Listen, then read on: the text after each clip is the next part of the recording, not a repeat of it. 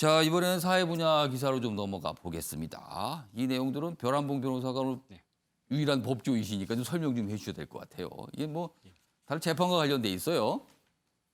소방관 딸 장례식에도 안 오고 유족급여 8천여만 원 수령한 생모가 있습니다. 32년 만에 나타난 생모 7,700만 원 토해낸다. 법원이 친부, 그러니까 친부가 양육을 한 거죠, 자녀들. 친부의 양육비 지급하라 이렇게 돼 있습니다. 일단 변호부 변호사, 이 판결의 취지 그리고요. 이게 지급하라는 게 양육비예요. 네. 이 부분까지 좀 설명 좀 해주시죠. 그러니까 수도권 소방서에 근무하던 만 32세 여성이 예. 사망을 했는데 결혼을 예. 하진 않았습니다. 그러니까 그분이 사망이 되면 이제 상속순위는 당연히 아버지, 어머니, 부모들에게 상속순위가 가게 되거든요. 그러니까 이분에게 지급된 유족급여가 아버지와 어머니에게 각각 이제 8천여만 원씩 동일하게 지급이 됐습니다.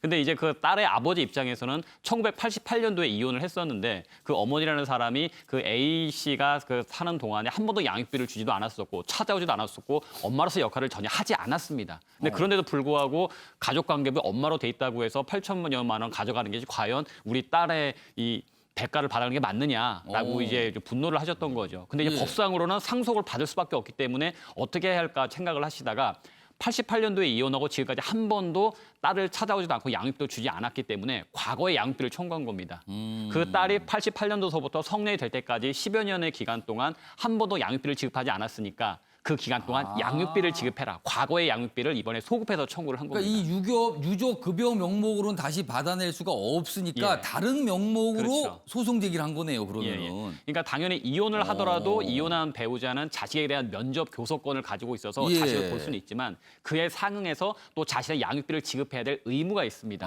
그러니까 당신은 당신의 의무를 이행하지 않았으니까 그 유족급여 받아간다고 엄마로서의 권리를 행사하려고 한다면 그러면 딸에 대한 양육비를 지급을 해라 해서 1억 1천만 원 그 소송을 제기를 했었고 법원에서는 8천여만 원 받은 걸 감안해가지고 아마 거의 액수에 근접한 7,700만 원을 정해서 예. 남편에게 지급을 해라 해서 실질적으로는 아마 법의 형평, 정의를 꾀했던 것으로 보여집니다. 그러네요. 7,700만 원을 토해낸다 이렇게 돼 있으니까 남은 돈은 몇백만 원 안 되게 되네요. 그 정도밖에. 아마도 지연이자를 감안하게 되면 더 근접하게 맞췄을 것 같습니다. 그러니까 연 5% 이자가 있고 하니까 법원에서는 7,700만 원을 하게 되면 지연이자라든가 소송 비용을 감안했을 경우에 어머니가 받았던 돈을 거의 그것을 회수할 수 있는 경우를 만들기 위해서 아마 그 금액을 선택한 것 같습니다. 오창석 평론가. 그런데 앞서 이런 일이 좀 앞서도 있었잖아요. 그리고 사실 국회에서 법 얘기도 좀 논의가 됐었거든요. 근데 네. 법은 안 되고 있고. 그럼 이런 비슷한 상황 계속 발생할 거 아닙니까? 그러면은?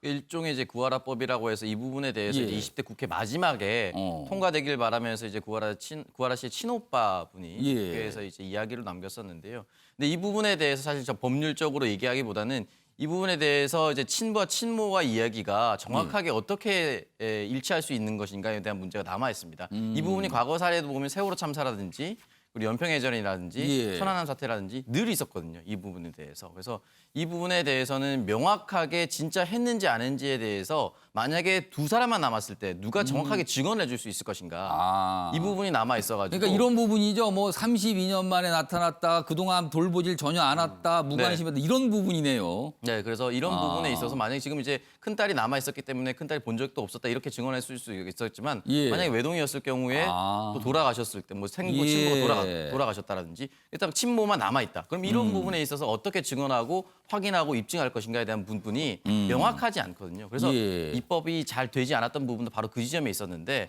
모호하다는 거죠. 그런 게. 네, 좀 모호하다는 거죠. 상당히가. 근데 21대 국회에서는 이러한 사례들이 많이 누적이 되어 있었기 때문에 저는 21대 국회 개원을 했고 이런 부분에서 충분히 논의가 된다면 21대 국회 내에서는 어느 정도 여건을 만들 수 있지 않을까 그런 생각이 듭니다. 자, 이번에도 역시 이제 재판과 관련된 기사인데 보겠습니다. 다크웹 손정우 눈물 통했나? 법원 미국 송환 결정 연기 이렇게 돼 있습니다. 이 다크웹 지금 이거 국내에서 이미 뭐 어떤 처벌이 있었는데 미국 쪽에서 다른 사안으로 이제 문제 제기를 해서 뭐 넘겨달라 이런 요청이 있었거든요. 그런데 지금 송환 결정이 좀 미뤄지고 있다는 거예요. 여기 보면 범죄인 인도심사 2차 신문 출석했는데 이렇게 얘기합니다. 중형이라도 한국에서 받고 싶다. 그러면서 눈물에 호소를 했다는 거예요. 그러자 법원 추가 심리가 필요하다. 예정에 없던 3차 신문 내달 진행이다. 이렇게 내용이 좀 돼 있는데 이와 관련해서 변한봉 변호사. 이거 어떻게 된 겁니까 이거?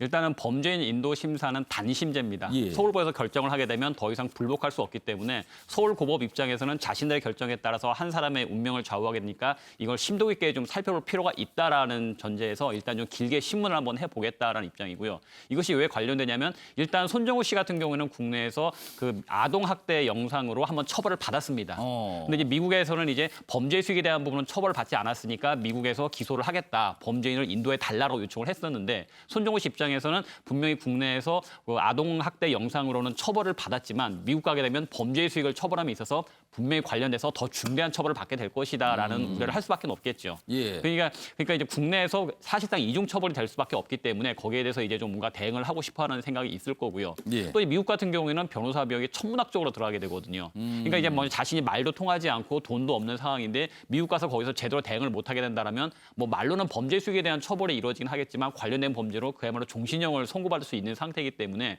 미국의 사법 절차를 신뢰할 수 없다. 차라리 국내선 말도 통하고 국선 변호라든가 여러 가지 형사 피해자에 대한 보호 절차가 돼 있으니까 국내에서 최대한 방어권을 행사하면서 이중 처벌을 받지 않고 국내 법규가 정한 대로 처벌을 받고 싶다라는 의사를 표했던 것이고 예. 서울고법에서 여러 재반 사정을 고려했을 때 단심제로 해서 섣불리 미국으로 보냈다가는 분명히 우리 국민에 대한 그 잘못된 해가 있을 것이다. 이 사람이 범한 죄 자체는 분명히 나쁜 거는 맞지만 예. 그 사람의 행위 이상으로 책임지게 하는 것은 바람직하지 않기 때문에 좀 더 엄중하게 심리를 하겠다라는 입장이고. 그러니까 법을 좀 더 좀 신중하게 들여다보겠다. 그래서 3차 심리를 하겠다. 이런 네. 일정을 좀 밝힌 내용입니다.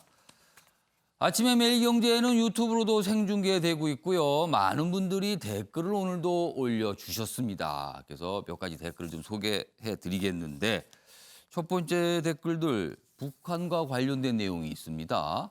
첫 번째 댓글 이렇게 돼 있습니다. 가만히 있는 우리나라를 향해 부르르 열내는 북한.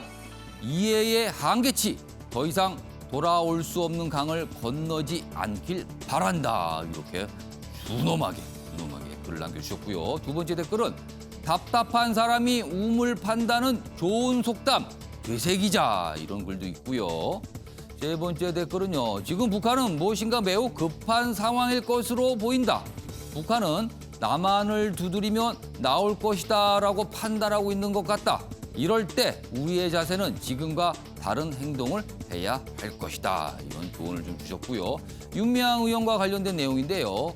정의원 활동으로 국회의원이 되었는데 이제 와서 문제가 되니 둘은 별개로 봐야 한다는 말이 납득이 안 가네요. 이런 의견 주셨고요.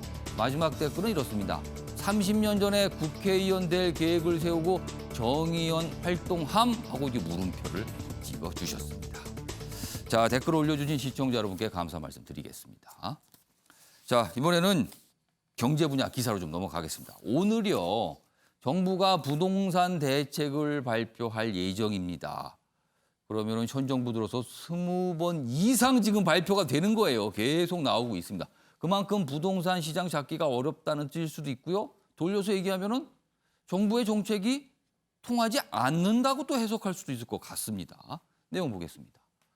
핀셋이라더니 서울 외곽 들쑤신 12, 16 대책. 이거 지난 대책이잖아요. 작년 얘기예요. 12월에 나온 거. 그때 대책 나왔는데 핀셋 아니고 오히려 들쑤셔놨다.